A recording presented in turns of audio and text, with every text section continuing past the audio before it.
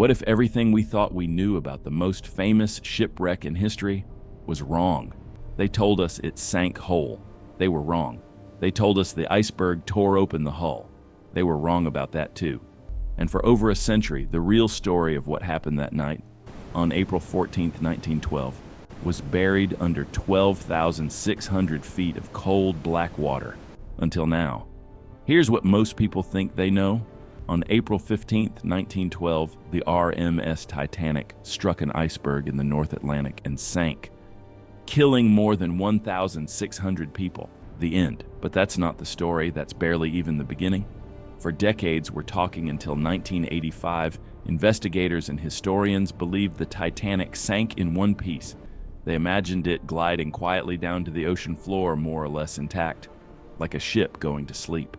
When oceanographer Robert Ballard and his team finally located the wreck, using underwater cameras and sonar, 73 years after it went down, what they saw stopped them cold. The ship hadn't sunk in one piece at all. It had torn itself apart. And that discovery didn't just rewrite history, it opened up a series of questions that scientists have been chasing ever since. Questions that weren't fully answered until a team of researchers used cutting-edge underwater robots to build the most detailed map of a shipwreck ever created. Today we're going to take you down to the bottom of the North Atlantic and show you what they found. So why did the Titanic break apart, and why does it matter? When the ship's bow, the front, began flooding, it went down first, and here's the key detail: it filled slowly. Water crept in compartment by compartment, and the bow descended at a relatively gradual angle. That's why today, when you look at footage of the wreck, the bow is almost hauntingly recognizable. The iconic prow, the anchor chains, even the crow's nest still visible. Remarkably intact for something that's been sitting on the ocean floor for over 100 years. The stern, the back of the ship, is a completely different story. When the Titanic broke apart on the surface, the stern was filled with large pockets of trapped air, and as it plunged rapidly downward through thousands of feet of increasingly pressurized water, those air pockets couldn't survive. The pressure built, and then the structure imploded. In use, the stern was essentially destroyed from the inside out before it even hit the ocean floor, which is why today it looks less like a ship and more like a twisted, collapsed pile of metal, barely recognizable as something that was once part of the most celebrated ocean liner ever built. Two halves of the same ship, two completely different fates, one elegant and eerie, one destroyed beyond recognition. The ocean decided which was which. Now, here's where the story gets genuinely jaw-dropping. In recent years, a team of scientists and researchers sent underwater robots down to the Titanic's wreck site. These weren't simple cameras. These were sophisticated, remotely operated vehicles capable of capturing images in extraordinary resolution. And over the course of the expedition, they took more than 700,000 photographs. 700,000. Those images were then stitched together to create something that had never existed before. A full-scale, or a high-resolution 3D digital model of the entire wreck site. Every deck plate, every porthole, every piece of scattered debris across the seabed, mapped in detail that would have seemed like science fiction to the divers who first found the ship in 1985. And what did this model reveal? One of the biggest myths in Titanic history finally put to rest. For decades, the popular image of how the Titanic sank involved a long gash in the hull, a dramatic tear ripped open by the iceberg as it scraped along the side of the ship. Some accounts described it as hundreds of feet long. The 3D scan told a different story. The iceberg didn't tear one massive hole. Instead, it created a series of relatively small punctures, scattered along the hull, concentrated near the bottom of the ship's side. Each individual opening was modest, but combined, they were catastrophic. Those punctures flooded 6 watertight compartments. The Titanic was designed to stay afloat with up to 4 flooded.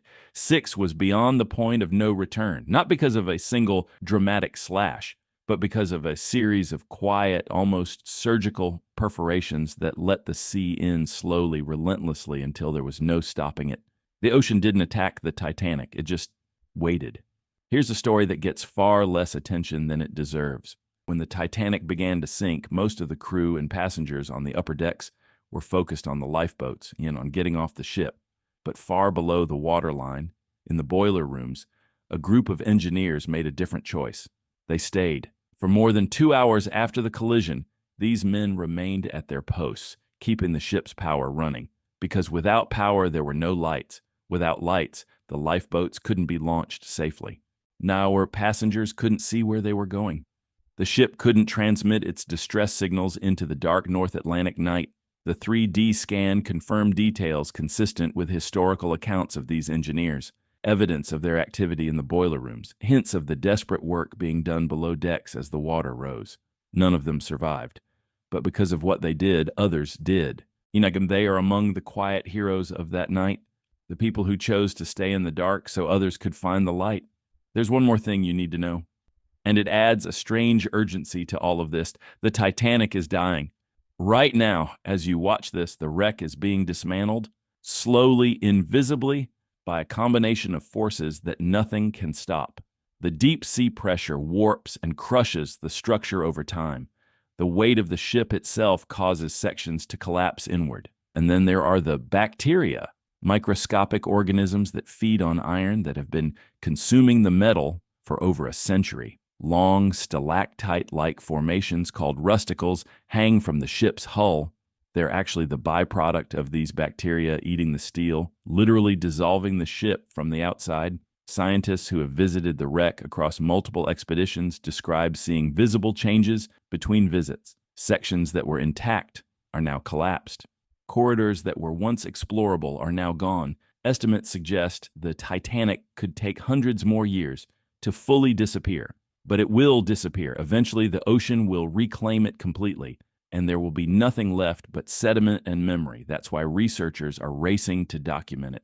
The 700,000 image scan isn't just a scientific achievement. It's an act of preservation, a way to make sure that when the last rivet finally dissolves into the Atlantic, the full record of what was there still exists. The Titanic will sink twice, once in 1912 and once slowly over centuries, into nothing at all. So what does all of this tell us? The Titanic has always been more than a disaster. It's a mirror. It reflects our confidence in technology, in engineering, in the idea that we can build something so perfect that nature itself will yield. It reflects our hubris, yes, but it also reflects our courage. The engineers who stayed below, the wireless operators who kept broadcasting, the people who chose others over themselves.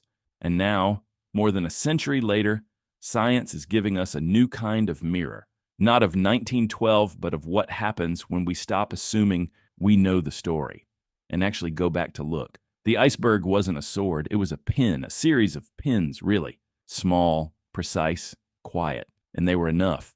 The ship didn't sink in one piece. Either it broke under the weight of its own contradictions, a vessel designed to be unsinkable, undone not by catastrophe, but by a small margin of error that exceeded what it was built to handle. And the people on that ship, they were just people, flawed, frightened, brave, selfish, selfless, fully human, every one of them. The ocean has kept their story, and now, finally, we're beginning to truly understand it. If this video gave you something, a new fact, a new way of thinking about a story you thought you already knew, I want to hear about it. Drop a comment below. What detail surprised you most? Was it the 3D scan revealing the true nature of the iceberg damage, the engineers who stayed behind, or the fact that the Titanic is slowly disappearing right now as we speak? And if you want more videos like this, where we go deep on history, science, and the mysteries hiding just below the surface of things, subscribe and hit the bell. We've got more coming. The ocean keeps its secrets for a long time, but not forever.